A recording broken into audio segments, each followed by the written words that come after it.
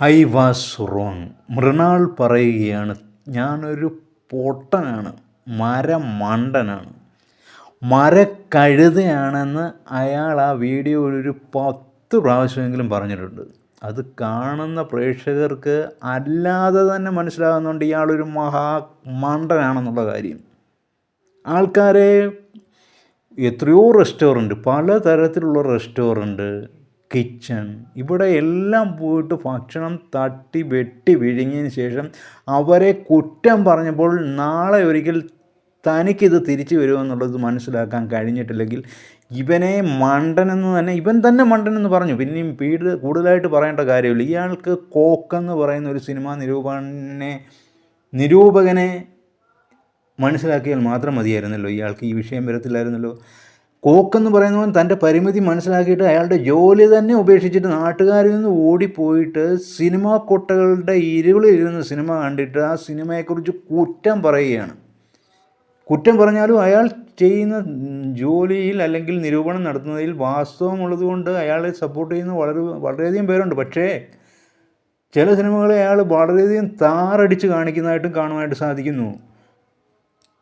എന്തു തന്നെയായാലും കോക്ക് മനസ്സിലായി താനൊരു സിനിമ സംവിധാനം ചെയ്താൽ ഇതിനെക്കാട്ടിലും അപ്പുറത്തേത് ബൂമറാങ് പോലെ തനിക്ക് തിരിച്ചു വരുമെന്ന്. അയാൾ സിനിമ സംവിധാനം ചെയ്യാനോ നിർമ്മിക്കാനായിട്ടോ പോയിട്ടില്ല.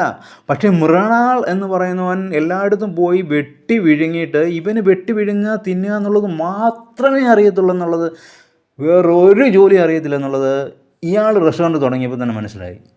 ഇയാൾക്ക് തിന്നാൻ മാത്രമേ അറിയുള്ളൂ, അല്ലാതെ ഒരു ഹോട്ടൽ നടത്താനായിട്ടുള്ള യാതൊരു കഴിവുമില്ലെന്നുള്ളത് ഒരു 100 പ്രാവശ്യം പൊട്ടനും മരമട്ടനും എന്ന് പറഞ്ഞുകൊണ്ട് ഈ മൃണാളെന്ന് പറയുന്നവൻ പറയുന്നുണ്ട്.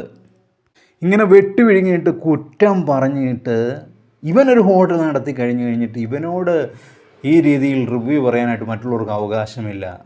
അല്ലെങ്കിൽ ഇവൻ്റെ പേജിൽ വന്നിട്ട് ഇവൻ്റെ ഫുഡിനെക്കുറിച്ച് കുറ്റം പറയുവാനായിട്ട് പാടില്ല എന്ന് പറയുന്നത് എവിടുത്തെ നിയമമാണ്? ഇവൻ പറയുകയാണ് എടപ്പള്ളി ലുലുവിൻ്റെ അവിടെ വൈറ്റിലയിൽ ഓപ്പൺ കിച്ചൺ ഉണ്ടാക്കിയെന്ന്. കിച്ചൺ ഉണ്ടാക്കുമ്പോൾ ശകലമേ കാണത്തുള്ളൂ. ഇതെനിക്ക് മുഴുവൻ കാണിച്ചേ പറ്റുള്ളൂ. കിച്ചനകത്ത് ഉണ്ടാക്കുന്നത് മുഴുവൻ കാണിക്കണം.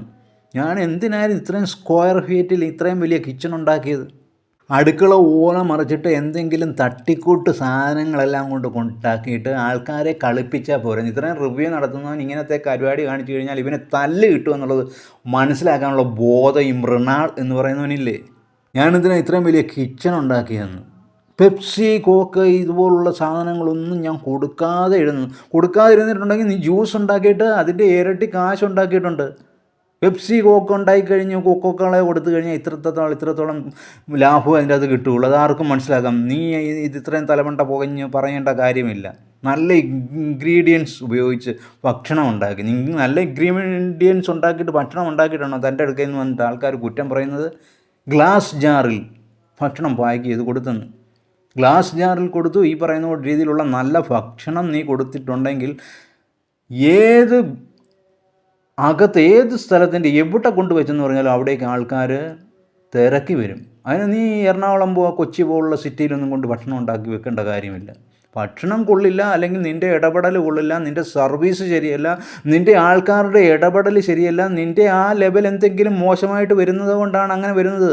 ഭക്ഷണം ക്വാളിറ്റി ആൻഡ് ക്വാണ്ടിറ്റിയോടുകൂടി കൊടുത്തിരുന്നു, ആൾക്കാരുടെ ഇടപെടലും നല്ലതാണെങ്കിൽ ആൾക്കാർ തിരക്കി പിടിച്ച് നിൻ്റെ അടുത്തേക്ക് വരും. നിൻ്റെ പ്രശ്നം ഇതൊന്നും അല്ല മൃണാൾ. നിൻ്റെ പ്രശ്നം എന്ന് പറഞ്ഞു കഴിഞ്ഞാൽ നീ ഇത്രയും നാൾ കുറ്റം പറഞ്ഞുകൊണ്ട് നടന്നു. ആ കുറ്റം പറഞ്ഞ ഹോട്ടലുകാർക്ക് എന്തുമാത്രം പ്രശ്നങ്ങൾ സംഭവിച്ചിട്ടുണ്ട്? ഒരു 100 കൂട്ടം പ്രശ്നം അവർക്ക് സംഭവിച്ചിട്ടുണ്ടായിരിക്കില്ല. അവർക്ക് എന്തുമാത്രം നഷ്ടം ഉണ്ടായിട്ടുണ്ട്, എന്തുമാത്രം ഹോട്ടൽ പൂട്ടിപ്പോയിട്ടുണ്ട്. അവരിപ്പം നീ ഒരെണ്ണം തുടങ്ങിക്കഴിഞ്ഞപ്പോൾ റിവ്യൂ ഇട്ട് ഇപ്പോൾ നിനക്കത് ഇരുന്ന് നീ കരയുന്നതിൻ്റെ താഴോട്ട് നിൻ്റെ ആ വീഡിയോ നോക്കിക്കഴിഞ്ഞാൽ മനസ്സിലാക്കാൻ പറ്റും നിനക്കത് കിട്ടേണ്ടത് തന്നെയായിരുന്നു എന്ന്. പൊള്യൂഷൻ മാറ്റാൻ വേണ്ടി NOC ലക്ഷക്കണക്കിന് ഉണ്ടാക്കിയെന്ന്. ഒരു ഹോട്ടൽ ലൈസൻസോട് കൂടി നടക്കുന്ന സമയത്ത് അത് ഇതിൻ്റെ ഏറിയ മനസ്സിലാക്കിക്കൊണ്ട് അതിന് കൊടുക്കേണ്ടതായിട്ടുള്ള ലെവൽ കൊടുത്തില്ലെങ്കിൽ അവർ ലൈസൻസ് തരില്ല. നീ വലിയ സംഭവമായിട്ട് വളരെയധികം പേരുടെ നിന്ന് കാശ് ഇറക്കിച്ചിട്ട് അവർക്കിപ്പം കാശ് കൊടുക്കാനായിട്ട് നിൻ്റെ ഇല്ല. അവരെ പറ്റിക്കുകയല്ലേ ചെയ്തത്. ഒരു ആവറേജ് ഹോട്ടലിന് തന്നെ എന്തുമാത്രം ക്യാഷ് ആവും. അതുകൂടാതെ ലൈസൻസിന് ക്യാഷ് ആവുന്നത് മാത്രമല്ല, കറണ്ട് ചാർജിനെ കുറിച്ച് പറഞ്ഞിരിക്കുന്നു. ഓരോന്നോരോന്നായിട്ട് ഇങ്ങനെ പറയാം. അതായത് ഞാൻ ഇങ്ങനെ ഇന്ന ഇത് ഹോട്ടലിലുണ്ട്, അതുകൊണ്ട് ഇതെല്ലാം ഒരു നാളെ എല്ലാവരും വരണം എന്ന് പറയുന്നതിനോടൊപ്പം തന്നെ അത് പറയാതെ പറയുകയാണ് ഇയാൾ. 2,00,000 രൂപ കറണ്ട് ചാർജിനായിരുന്നു. ഇത്രത്തോളം അർദ്ധരാത്രി കുട പിടിക്കുന്നവനായിരുന്നു ഓരോ സംഭവത്തിനും പോയി ഭക്ഷണത്തിന് ഇത്രത്തോളം കുറ്റം പറഞ്ഞുകൊണ്ടിരുന്നത്. എന്നിട്ട് ഹോട്ടൽ തുടങ്ങിക്കഴിഞ്ഞിട്ട് അതിന് ഇത്രയുമായി മലയാളി സ്റ്റാഫിനെ വെച്ചെന്ന് സ്റ്റാഫിന് നല്ല വീട് കൊടുക്കുന്നു. എന്ത് എച്ചിത്തരമാണ് മിസ്റ്റർ താങ്കൾ പറയുന്നത്? കറണ്ട് ചാർജ് 2,00,000 ആയെന്ന്. താൻ ഏതെങ്കിലും പൊട്ടക്കിണറ്റി കിടക്കുകയാണോ? ഓരോ സംഭവത്തിനും ഓരോ കാര്യത്തിനും എത്രത്തോളം ലക്ഷ്യങ്ങളാണ് ഇപ്പോൾ ഇറങ്ങുന്നത് മനസ്സിലാക്കാൻ കഴിയാത്ത താങ്കൾ എന്ത് സംസാരിക്കുകയാണ്? തേങ്ങ അരച്ച് കറി വെച്ചെന്ന്. വിഡ്ഢി. ചോറിന് 39 രൂപയ്ക്ക് കൊടുക്കുന്നു, 159 രൂപയ്ക്ക് ഓണസദ്യ കൊടുക്കുന്നു. ഭക്ഷണം കൊള്ളില്ലെങ്കിൽ കാശ് തരികയേ വേണ്ട. എന്ത് കണ്ടു നോക്കിയിട്ട് ഭക്ഷണം ആസ്വദിക്കാൻ പറ്റുമോ?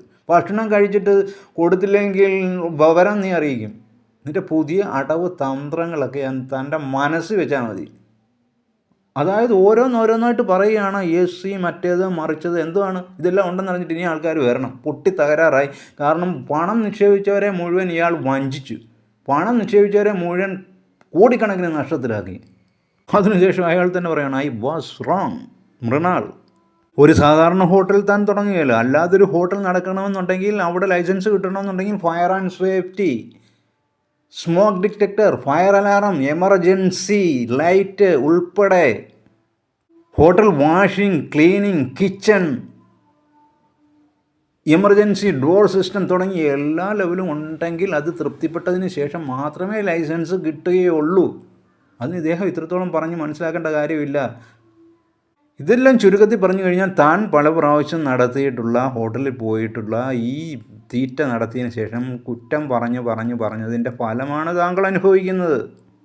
അവർ വെറുതെ ഇരിക്കുന്ന കരുത്. അവർ കമൻ്റായിട്ടും അല്ലാതെയും സംഘടിച്ചും പല വാട്സപ്പ് ഗ്രൂപ്പുകൾ വഴിയും തനിക്കെതിരായിട്ട് പ്രവർത്തനങ്ങൾ നടത്തും. തൻ്റെ 3 ഹോട്ടലിൻ്റെയും ഗൂഗിൾ റിവ്യൂ പോസ്റ്റ് നോക്കിയാൽ തന്നെ അത് മനസ്സിലാക്കാൻ സാധിക്കും. കോടിക്കണക്കിന് രൂപ നിക്ഷേപം നടത്തിയവരുടെ വായിരിക്കുന്ന തെറി കേട്ടിട്ട് താൻ പുതിയൊരു തന്ത്രം എടുക്കുന്നതിന് പകരം ഇനി ഒന്നുകൂടെ ട്രൈ നടത്തി നോക്കുക. നല്ല ക്വാളിറ്റിയിലും ക്വാണ്ടിറ്റിയിലും ഭക്ഷണം കൊടുക്കുന്നത് മാത്രമല്ല, അതിനോടൊപ്പം സ്റ്റാഫിൻ്റെ പെരുമാറ്റം, സർവീസ്, ഇതെല്ലാം കൂടെ നല്ല രീതിയിൽ കൊടുത്തിട്ട് അത് കൊള്ളില്ലെങ്കിൽ അടച്ചു പൂട്ടുക എന്നുള്ള വഴി മാത്രമേ ഉള്ളൂ. ഇരുന്ന് കരഞ്ഞിട്ടൊരു കാര്യമില്ല മിസ്റ്റർ.